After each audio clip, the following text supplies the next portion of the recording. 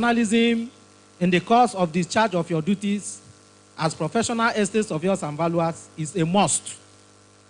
If or when others are losing their heads, please keep yours.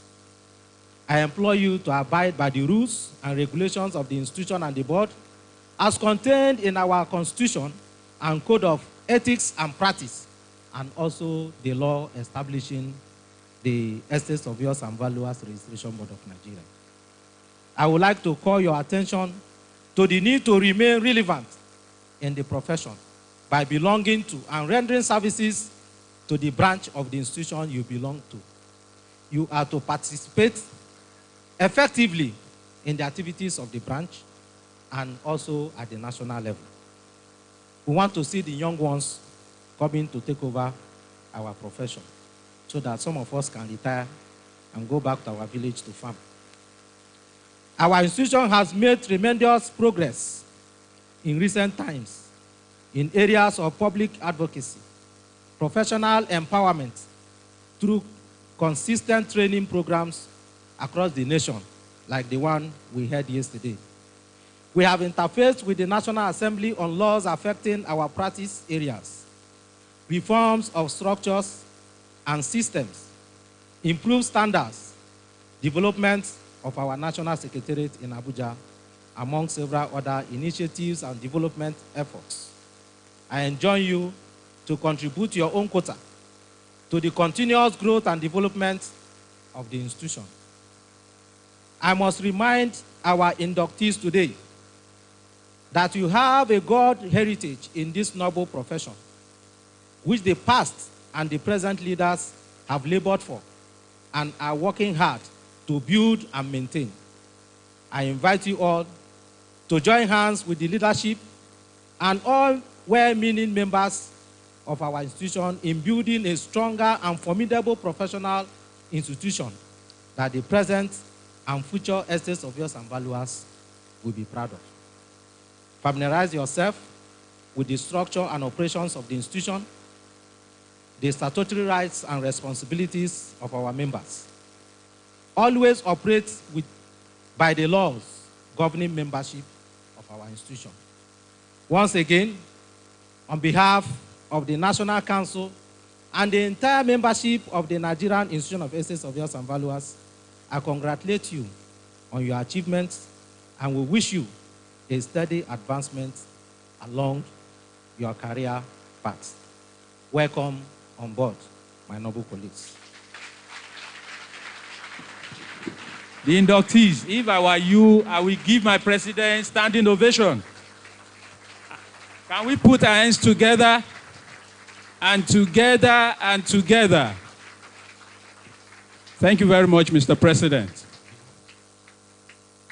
It's very important for all of us to know that we are entering into a contractual agreement. That is the whole essence of the emphasis Mr. President has actually drawn our attention to. Yes, the next on our agenda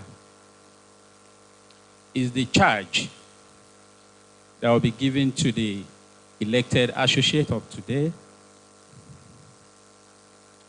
And to do the justice to the charge is no other person than a fellow of the Nigerian Institution of Estate Surveyors and Valuers, a fellow of the Royal Institution of Chartered Surveyors,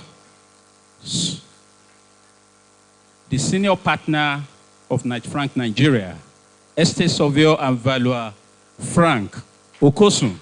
You are welcome to the podium, please. Can we appreciate him better than that, please?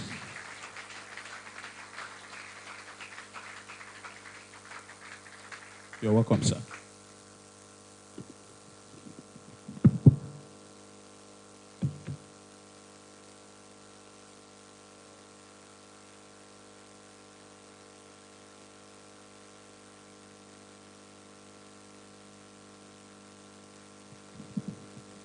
My president of the Nigerian Institution of Estate Surveyors and Valuers, Sir Ibas Weke, the chairman of this great occasion, OCJ Okocha. You're welcome, sir. my very best president, vice president of the institution, the second vice president, other principal officers of the Nigerian Institution of Estate Surveyors and Valuers, members of councils, chairman of all the projects, fellows of our Nigerian Institution of Estate Surveyors and Valuers here present, other associates of the Nigerian Institution of Estate Surveyors and Valuers here present as well, my new inductees here present, you're all welcome here today. Your families are not here today because of the COVID, but they're also well. Ladies and gentlemen, and members of the press here present, I bring you warm greetings from Knight Frank, Nigeria, whom Frank Okosun is the senior partner of the company. Mr. President and my brother of today, we want to work together in Knight Frank, and then it was Knight Frank and Rotley. When I got this call from the first vice president, and he said, the president wants me to take this charge, I said, this is a good one. He wants us to talk about the COVID-19 as it affects our profession. Dear Indo and my noble colleagues, please accept my hearty congratulations. Like you, I was inducted into this highly esteemed professional body 2 decades ago.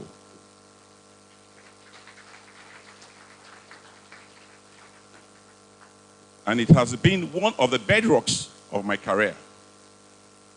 Today, I have an assignment to give you a charge of the aftermath of this pandemic called COVID-19.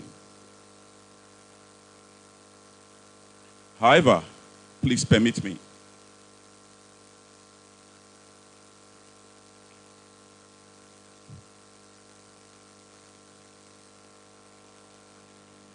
I want to redimension this pandemic into not the normals, into a very different world. A little over 20 years ago, many people thought the world would come to an end. Or if it did not, all computers and information will be wiped out. It was called what? The millennium bug, Y2K. The midnight of 31st December 1999 was the dreaded time and date everyone waited in dreadful anticipation, expecting the world to end. However, most of you are old enough to know what happened. What happened? Nothing happened. Well, nothing happened in the sense that the world did not end. But a lot happened in the way we did things. That incident made everyone pay attention to what? To technology. And what again? To data. It ushered in what we call the information age. Noble colleagues, in the last 20 years,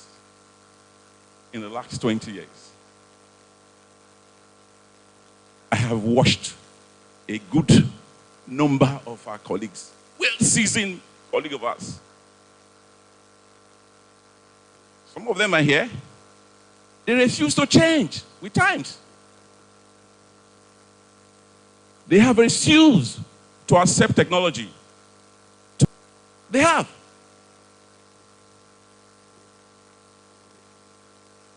From as little as word processing to use of spreadsheets, emails, even websites. Some of them don't have. to more recently now, what do we have? The social medias.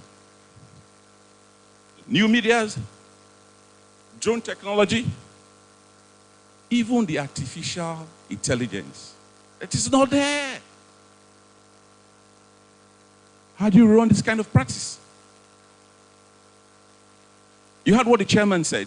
The practice is a lucrative practice. Technology is here. And it is here to what? To stay.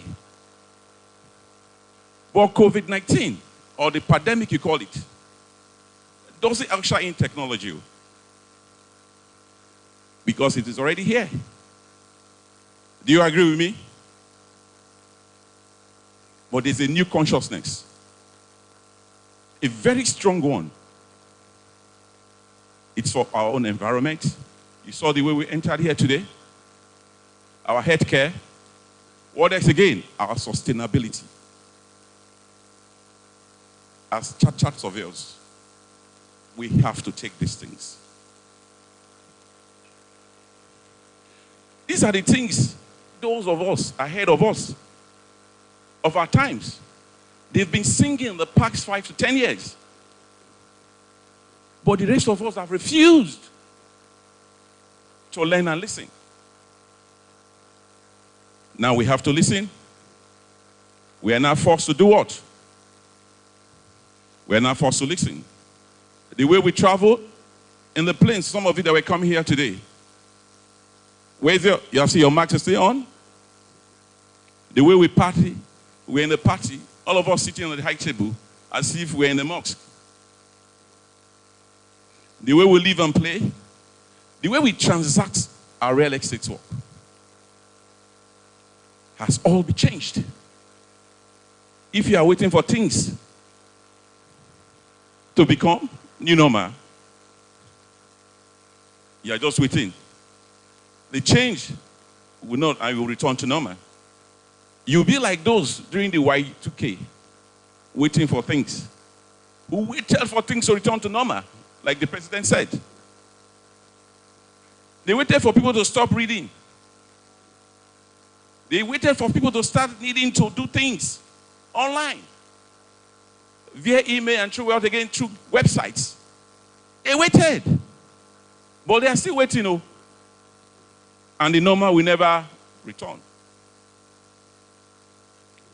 In the like manner, noble colleagues, if you are waiting for a return to normal before you start generating transactions, briefs, before you continue managing your practice and valuing property in a normal way, you will go broke. Your firm will be shut down. And the normal will not return. State provides. However, many do not view this. And they are listening to all negative hype. The choice is yours. Would you choose to listen and to believe? It will determine the reality of where we are today, whether you like it or not. But before I leave you today, I want to speak to you about 2 timeless principles. Two of them. It has helped me in my career, and I believe it will help you too. But let me tell you first a little bit about myself first. It will help you appreciate the principle better. After studying estate management in the late 80s, I'm not young, don't look me like one young boy, forget my looks. I joined Knight Frank and Rotley then in the 90s. As what? As a pupil surveyor.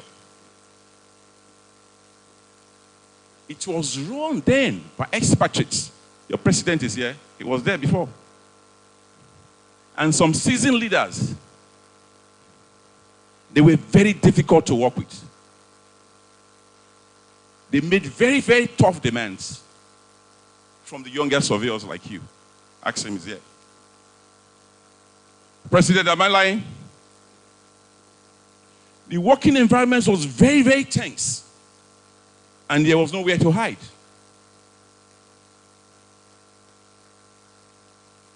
It was a lot of hard work. It was of bashing and it was of demands.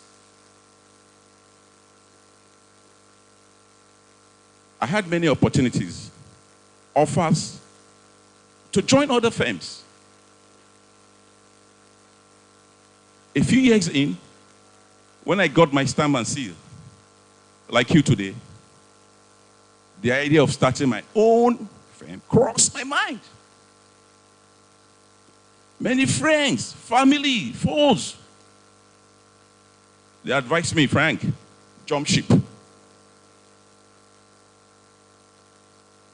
Why slave away like a slave for tax masters when you can be free? But you know what I said? But I stayed on. Not slaving, but learning. Learning from both my failures and my all successes as well. Sometimes I get the transactions right. Sometimes it went sour. But neither failure nor success is final.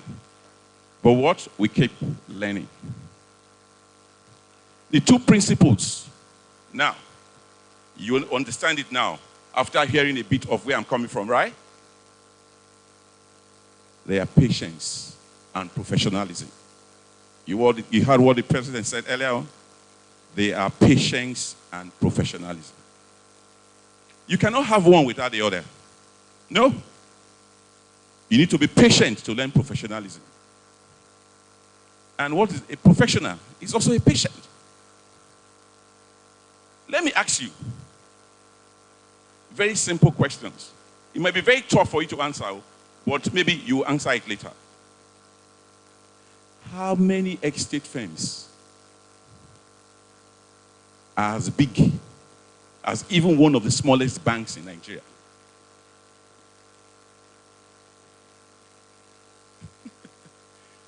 How many estate firms can compete with people like them, OCJ Okoja? Law firms, architectural practices. How many estate firms? Some of them pay as much rent as about 100 million every year. No talk of service charge.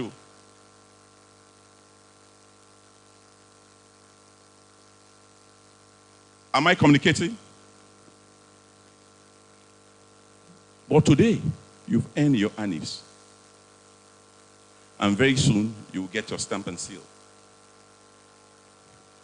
But I urge you to also earn that patience and what? Professionalism.